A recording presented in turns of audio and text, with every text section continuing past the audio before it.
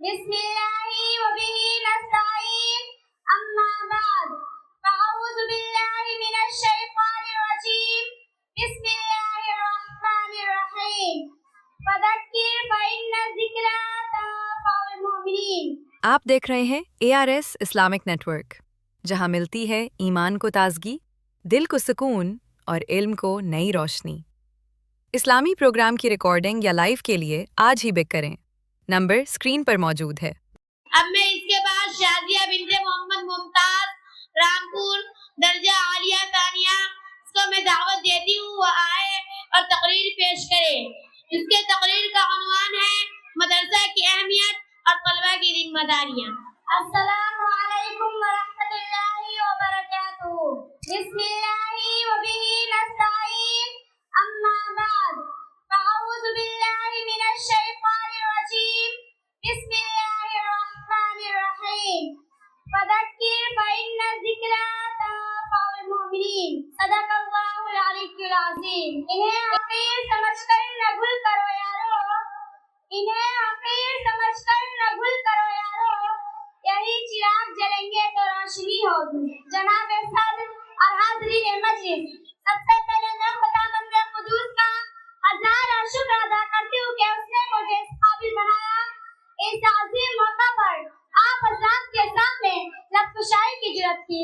دعا کریں اللہ جل شانہ حسب موضوع بولنے کی توفیق عطا فرمائے، آمین۔ حضرات، اس موقع پر مدارس اور ان کی اہمیت کو روشن کرنا چاہتی ہوں۔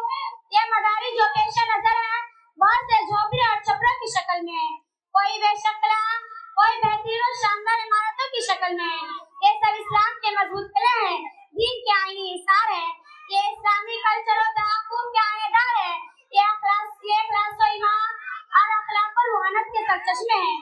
یہاں مردہ دلوں کو زندگی ملتی ہے، یہاں تشنگان کو سیرابی ملتی ہے، یہاں طلبہ کے قلوب میں اخوت و ہمدردی، مساوات و رواداری کی تخمریزی کی جاتی ہے۔ آنے والی زندگی کے لیے اسے ٹریننگ دی جاتی ہے، اسے سالوں کے جوابات یاد کرا جاتے ہیں۔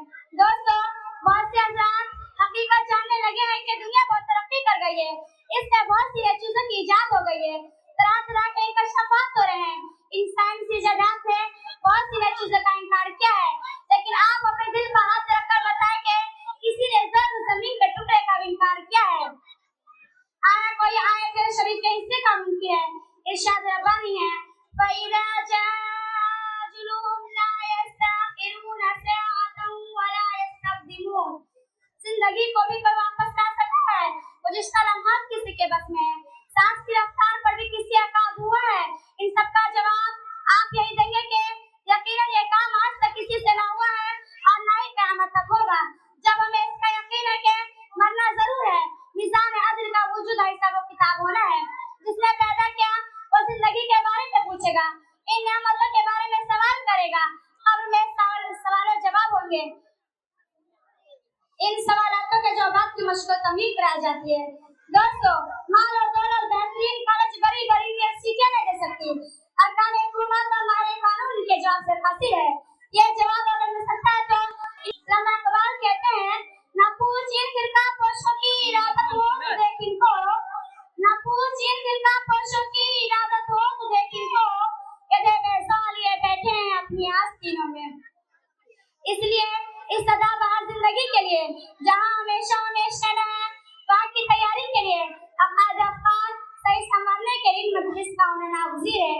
حاضرین اکرام، مغلیہ سلطنت کے زوال کے بعد 1857 میں اسلام پر ایک ایسا دور آیا اور امت مسلمہ ایسے نازک مرحلے سے دوچار ہوئی جس نے پورے ہندوستان کے مسلمانوں میں اضطراب بے قراری پیدا کر دی، ان پر ہر طرف سے لغاریں ہونے لگی، ان کے عقائد کو مسخ کیا جانے لگا، دینی وقتی کی افراد پیدا کرنے کی نظام خواہشیں ہونے لگی، ان کی اقتصادی سماجی معاشرتی زندگی کو مفلوج کر دیا گیا، انہیں بری طرح بدست و پاک کر دیا۔ فرنگی محل خیر آباد کے علمی مرکزوں پر قضا چھا گیا اور بہت سارے نگران سول مشن قرار دے کر کالے پانی بھیج دے گئے۔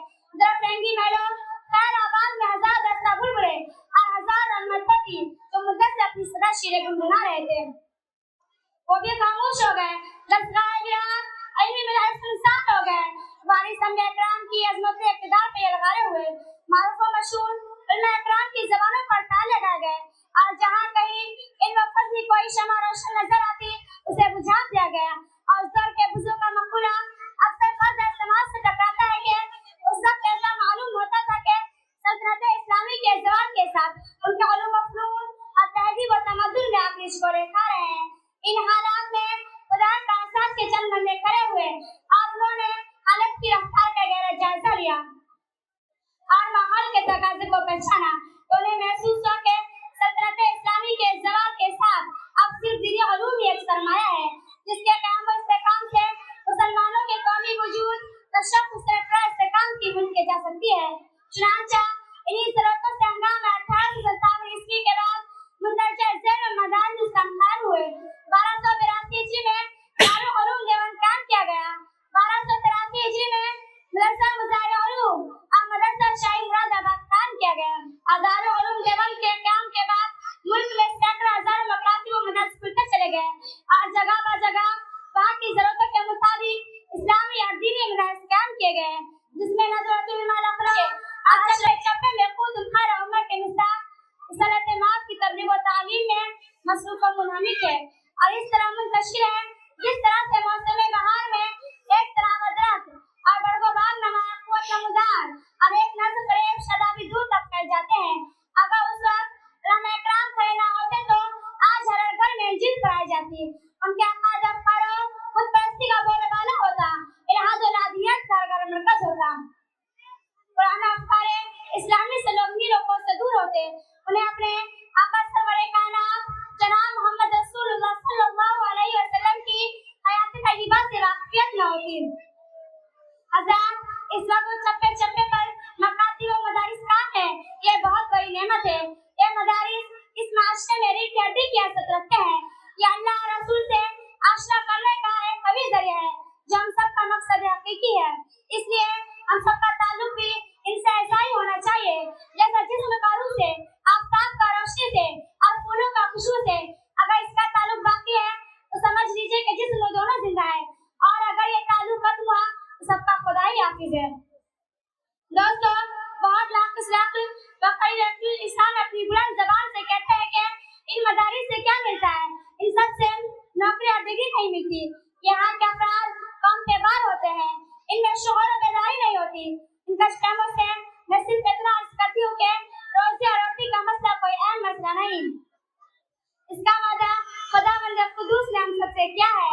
ارشاد ربانی ہے وَمَا مِن دَابَّةٍ فِي الْأَرْضِ إِلَّا عَلَى اللَّهِ رِزْقُهَا. اور یہ بھی طے شدہ بات ہے کہ روزی کا تعلق قسمت سے ہے, عقل سے نہیں.